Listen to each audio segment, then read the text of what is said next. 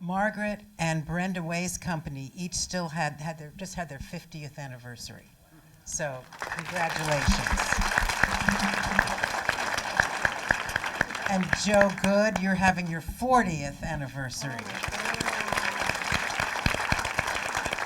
And Ellen, after leaving San Francisco, you founded the Graduate Certificate in Screen Dance at the University of Utah, which is, I believe, the first and the only program to combine film and dance in the country. So these are the legends that are continuing to make art and dance and are all amazing. Thank you. And trouble, a lot of trouble. Okay, we don't have a lot of time, and I'm sure there's a lot you guys can say. Linda asked us to tell stories and from the shoots, and I don't remember anything. I don't know if you guys remember things, but we'll try, right? So Ellen, was this your first time choreographing for video specifically? Well, it was the first time that I was ever restaging a work for video. The only time I ever used video was to document stage work. And I was always so frustrated by the videographers who would miss half the choreography because they were on the wrong side of the stage or they weren't paying attention. And I just got very frustrated by the filming of the pieces. And but the one thing I loved about the restaging the work in booking tapes was the editing and the exciting moment of the edit when things shifted and you could catch one thing after another. So I just thought, God, that's amazing. I wish there was a way to do something with that was more creative. And then this happened. And I was able to see what editing can do to the body and to time and space and our understanding of narrative, and it just blew me away. And so that was the beginning of my sort of thinking that this is a different way to see dance.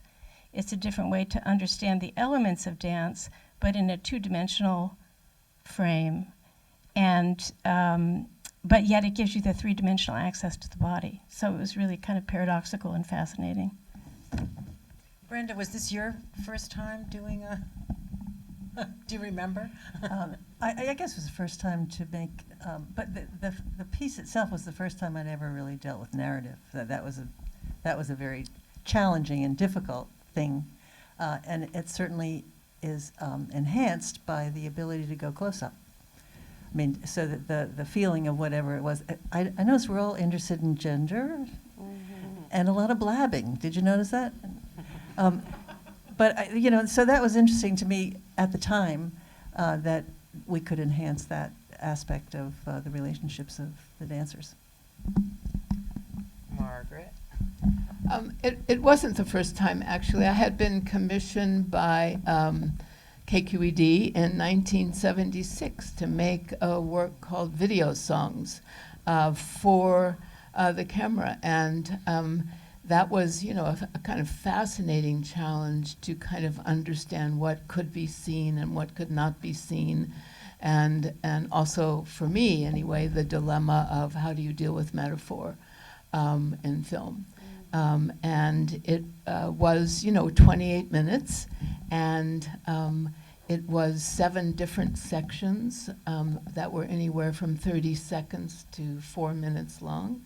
And it was made to happen exactly in the space that we were given in the studio itself. And so it stayed within the frame, and we used blackout to kind of move from one song to another. But that was the only time prior to then doing Shorebirds. Joe? I think I had done things in the studio, little things, but it was the first time that I ever had a production, that was really produced. I mean, when I first saw that set with the car and all the gack, I was pretty thrilled. Yeah. I was like, oh, we're not in Kansas anymore. We can do big things. Yeah, and as Linda said, I mean, it was kind of, the piece was kind of in development. I think that piece was in development for about 5 years. I kept claiming it as a premiere everywhere I went. Like, it's new, the chainsaw is bigger now. So it was a fun experiment. I saw it on the stage, actually, when you first did it. Yeah. So it was interesting to kind of re-experience it here with its accoutrement. Yeah. Did you enjoy the experience? Oh, going to totally. video? I loved working with Tim Boxell, who's here tonight. Tim. He was a real film director, and he knew what he was doing, and I was just like, yes, let's do that. That sounds good. Let's do that. Brenda, what was your feeling when you filmed it? Well, it was great to get to know you. Thank you. But it goes inside of a work in a different way, and that was very exciting. I realized I had done a piece earlier for KQED. They asked me to do, and it was a silent piece with a duet. It was called Designated Player. And but after they filmed it, they said, well, we can't have it in silence. And I thought, strange choice. And actually what I remember is that they put Take Me Out to the Ball Game to it, and I had a heart attack. So, you know, that's the way it goes. Oh my gosh. Kind of gets out of your... It wasn't you. I mean, that's the thing about video world and the film world. It kind of gets out of your hands. You know, there's another... Margaret, did you enjoy the getting pneumonia? Well, I had lots of different experiences of it. I just want to say that it was very much a collaboration with Rindy Eckert and myself. And so, yes, I'm sitting here, but, you know, he should be sitting here if he didn't live in Nyack, New York. But I think that it had been a work that premiered in 1988, actually in Singapore, and it was a 22-minute work.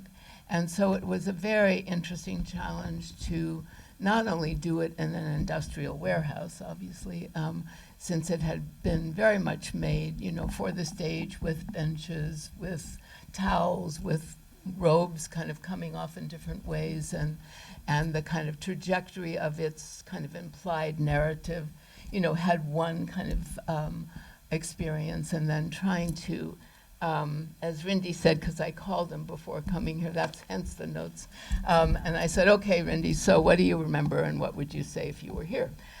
Since I think, you know, he, you know, had a particular kind of eye about how to stage it along with the editors, of course, in the warehouse. But he said that, you know, one of the challenges for him was how to kind of embrace the metaphor in this industrial landscape, you know, and that it was two strange figures in this blasted territory.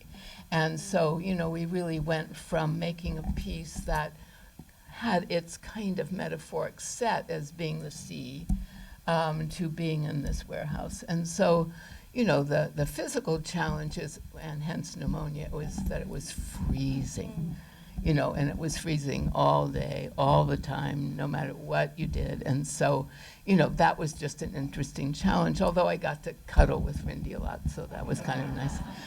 But, you know, that was really kind of one of the challenges. And then the other was that in the stage version, you know, I had a radio mic. Rindy never needs one, of course, but my voice just didn't project in the warehouse. And so there was lots of work done on how to get my voice kind of treated in a way that would be true to this kind of metaphor, but also be heard. And then a lot of things, as Rindy reminded me, were done in post. You know, the sand and the waves, and so it was an interesting, you know, it's a whole other way of thinking about work when you kind of do things in post, you know, to make something come alive. And the other thing he said, and then I'll just obviously hand the mic over, was that you kind of had to abandon nostalgia. And in some ways, the work for the stage really was, and to some degree, about nostalgia. And it was kind of made for both of us at the height of the AIDS epidemic, and we really, it was the source of our dialogue and exchange, and where some of the metaphor of the piece came from. You know, I remember at the time in making the piece, that we were very angry. The ERA had not passed, and the movement from the piece came out of everybody's experience of having no power in their lives in the ways that they wanted. And so the whole process was very intense and had a dark feeling about it. And then when we went into the set and saw how beautiful and how elegant it was, we kind of thought, oh, well, this is different.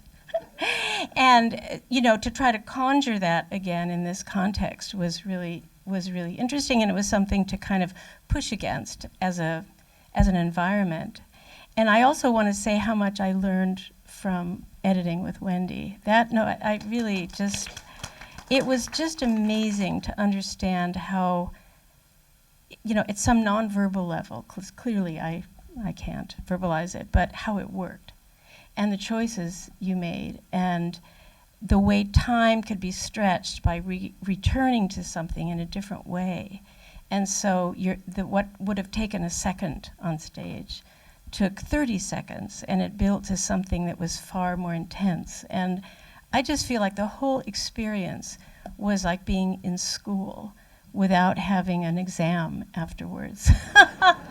Just a creative project that you had to show that you learned what you were supposed to learn. But I was so inspired by it that I wanted to continue investigating it. Well, actually, I want to ask this of each of you. Maybe you could start.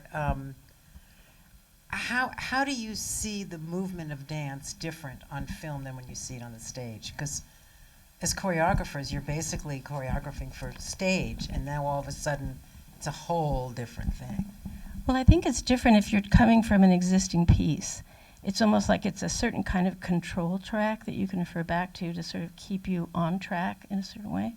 But I really feel that if you really sort of surrender everything to what is happening in that moment, what is on the screen, then you find something new in what it is that you're doing, and it takes on a new life.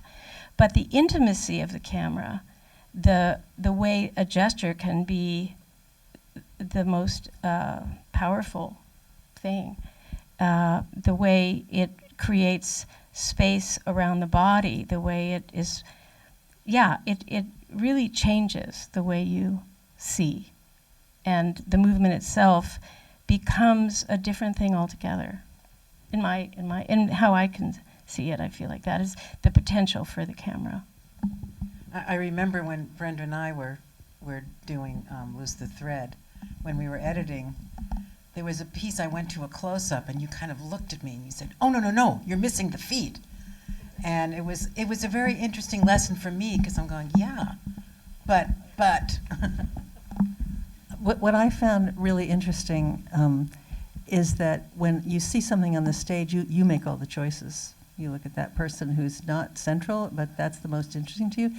And in film, the editor has the power. So you will look at this now, thank you very much, I hope you like it.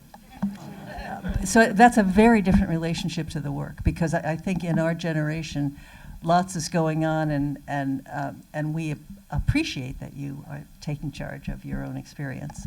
So this was an assault on what I was kind of thinking was more important. It was an interesting feeling to come to terms with that. I'm used to it now. Yeah, did it inform your other work? I mean, as you went on after this? Well, just the other film work. I mean, that accumulates a little bit of expertise. I mean, in film, when you take a 2-second, 3-frame removal and it completely changes everything, that's kind of radical. I mean, when you're on the stage, a 3-second thing, so you mess up a little bit, doesn't even matter at all. But in the film it has, so the value structure is a different world. I guess the question was what, how do you, yeah, just talk. I feel still very naive about film work, actually, and it's not my home. It's not my place where I feel really comfortable, probably because of all the things that Brenda just said. And I have a little resistance to it. So especially if you're trying to take a stage work and turn it into a film work. And I've always wanted, if I were to make a dance film, for it to be sort of character-based, obviously have a lot of voice and language, because that's what I do. That's very hard to do on film. When you're working with Linda Schaller and PBS, you can make it happen, but mostly it's very hard to make it happen. So I've had a few disappointing experiences, actually, where the voice just wasn't right, and I was like, oh, that doesn't work for me. So I'm a sad person. Sad person. He's a good guy. He's a good guy. Sad. Well, I was thinking about it as I watched this version of Shorebirds, because it isn't Shorebirds Atlantic that we kind of first made, and there are a lot of things, kind of in the film version that I miss, and I think it's also kind of allowing oneself to surrender to what something is, as opposed to what you want it necessarily to be. But I think for me, the reason that I make work for, a site or a theater or a warehouse is that I love the complexity of a lot of bodies moving. Mm-hmm. And as Brenda said, I always take for granted that, the audience will choose all kinds of things to look at, and that's kind of they're the final collaborator in a way by the choices that they make, and in film someone else is making them. And I think that for me it's almost that it makes work more literal than interests me. Mm-hmm. And so, I think it's just one of the things that one considers in something, and certainly like Shorebirds, I think it made it kind of more literal than it in fact is.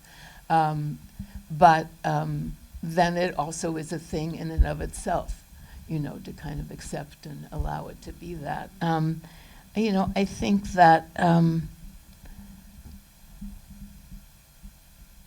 I love the complexity of what something can come to mean by multiple people, and if you're lucky, hundreds of people seeing your work, and what they take away and what they bring back to you about what their experience is.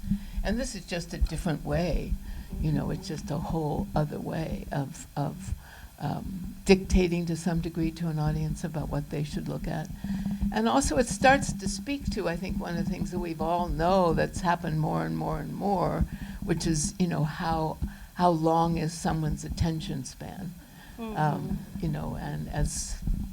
And today it's very different, of course, than 1989. I just want to add, though, that a couple of years ago I was a jurist for the San Francisco Dance Film Selection Committee, whatever it's called, and I was just amazed at how people really can do it. So many of the films were so good. And I was just like, oh, this is how you do it. But it does seem like a whole other art form. Like Right. I would have had to start 25 years ago to get this right. Right. Oh, yes, okay. Does anyone have any, quick, before we go to the audience, anybody have anything I'll just to one. say? Just really quickly.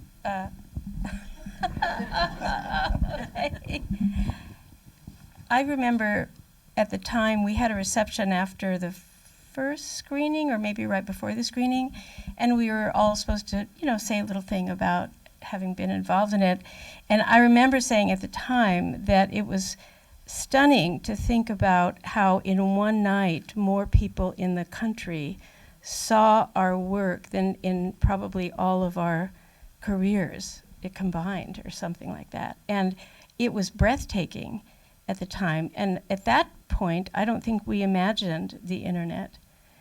We just didn't imagine it. We didn't imagine cameras like this, and we didn't imagine editing software on those phones. And just all of it was so, it was just at the brink of these profound transformations and the access of video as a material and broadcasting as a completely new concept. And we are living now what that is. So I guess I just wanted to point that out, that these were like, it was an amazing experience to be involved in this. And right after that, the whole thing changed. Yeah. I know you, Brenda, you've gone on and you've directed a lot of other video projects. Yeah. But, and also during the pandemic, ODC was, that was my savior. You were online all the time and showing dance and talking about, I mean, it was a real innovative. Sure. There's one project that we did during the beginning of the pandemic that I really liked. For 40 days, we had 1-minute videos that the dancers made in their home. So it was like 40 days and 40 nights. And we just sent them out every day until the end, because of course we thought the pandemic would be over after 40 days.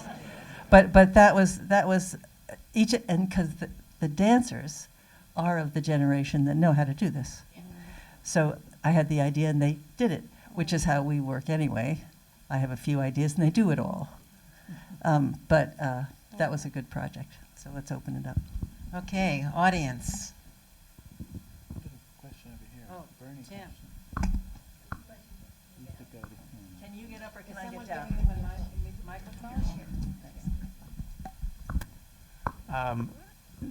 I was hoping that nobody would say anything about this because it gives me an opportunity, but I thought the music and the sound in these films was just killer. It's like, I thought, like, at first I was kind of engulfed in the beauty of the imagery. I mean, I thought, the water along the shoreline and the, just everything that was selected as an opportunity for emotional and mental creativity. And then you have Eric Ian Walker and Rindy Eckert. You throw them into the mix with these things, and then Joe's ideas and his selection of language. It's like, oh my God, take this home and read it every night before you go to bed, because, you may talk too much, but there's a lot to be found in this. A very, very expressive and explosive medium and result. It'd be nice if you could go down and get a 6-pack of this kind of quality entertainment, because it was good. Thank you. Anyone else have a question? There's one. I loved all the work, and thank you so much, and thank you for dusting it off. And I was curious about the filmmaking and the editing for the black dress, how you did the wave, it really gave a sense of, wow, what's happening. Well, we collaborated with Tim Schaller, wasn't that? That was Tim who brought the image of what you wanted. Yeah. So, thank you, Tim. Anyone else? Oh, the camera person has a question. Is that allowed? Sure, yes. Yeah, first of all, thank you again so much for the work you did then and the work that you've done since, the work that you're continuing to do.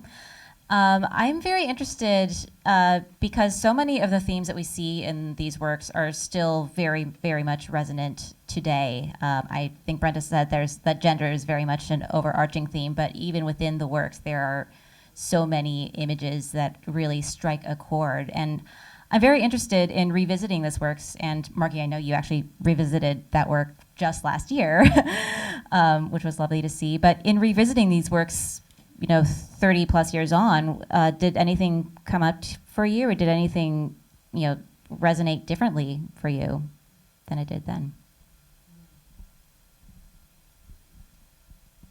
No. I guess the answer is no. I think watching it, because I haven't seen it in 35 years, watching it again, it seemed this version seems more about loneliness and exclusion from the love thing. And actually the piece went on to evolve and to be more of a real essay about gender. So this is quite different, and it surprised me. Anyone else? Yeah. Well, my premise for this piece was one thing leads to another, so that the shock of working in film, and I was hit again by it, is that anything can happen in film.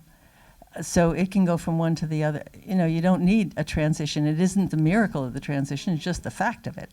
So that was interesting to me, and thinking about, you know, my goal in exploring this was the Bloomsbury Group, which was, to me, a very exciting time of different kind of freedom, different kind of love, which is no longer surprising.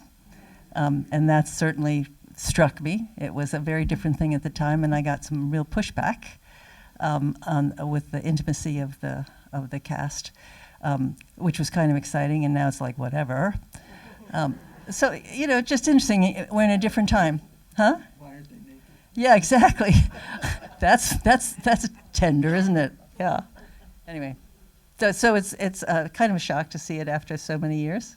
But I do think the thing that we all had something in similar. I was thinking, what was the West Coast view?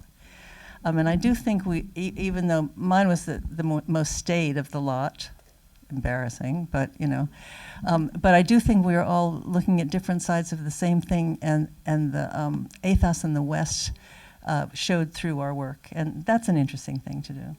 One of the great things about film is we actually have a trace history, so that this was the moment we were there, and it had something to do with the environment that we live in and the values that we share, and that makes me happy. So thank you, thank you. Thank you. Oh, any more? No more questions? One more question. Hi. I saw all the pieces when they were new, and it's great to see you all again. And I loved every one of them in very important ways. One thing that I want to tell, most of the people in the audience may not realize this, but these were all made in the era when people were dying of AIDS. And most of you had people in your companies who had HIV. I recognized Ney Fonseca, I recognized Arturo. And Frank, who died. I'm sorry? Frank, who was in that piece, also was. Yeah. Oh, the first. And that really, I think, is something I can still feel in the background of every one of them, in one way or another, even though Ellen's piece is all about women. Well, at least it's all women. Yeah. But that there was something that was pushing you, that you had a little extra to say. And I really won't say much more about it than that, except that I'd like you to comment on it, if you would. Well, that's what I said when I was talking about the work, that it was made during the era when we were all losing so many people to AIDS, and that really was the motivator and for the making of the work, and talking about, you know, I could have saved him, she could have saved him, and ruined everything, you know. That it was, in as much as things are about something, the thing that drove the conversations between Mindy and I about, you know, making a work, and what was it about making a work at that time, was really what was driving our experiences being in our company and losing people or losing friends or knowing people who were losing a lot of people, and what did loss mean.